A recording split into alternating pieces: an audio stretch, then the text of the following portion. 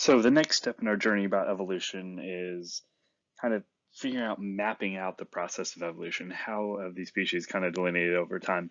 And we're going to do that through the process of what are called cladograms, or what are also called phylogenetic trees. So if I gave you this slide and gave you this question of which of these species are related, you might think, oh, well, the fish is related to the frog because tadpoles live in the water and they swim around everywhere. Eventually they become frogs, but they start as tadpoles, which are kind of more like fish. But the kangaroo and the frog both have really strong hind legs, and they're both on this. They can live on land and hop around a lot.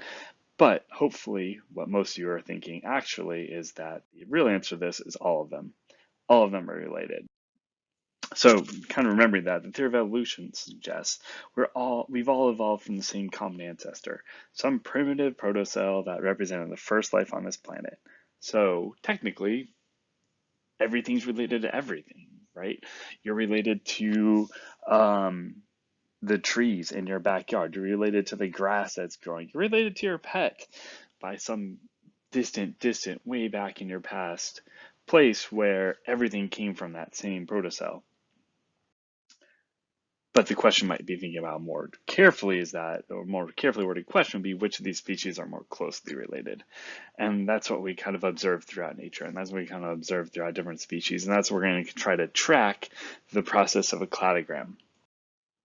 So you might want to think of it like this. It's kind of like creating a family tree, right? Everybody here is related, but it's a question of the depth of their relationship, right? How close are they related to one another? You might have cousins here who, are a couple sides removed, or people coming from other parts of different families and joining this family and all those different things. And yeah, sure, you're related to them, but it's a question of the depth of that relationship. How close is that relationship? So a family tree is going to show that for an individual, but what a cladogram is going to do is it's going to show us for an entire set of species.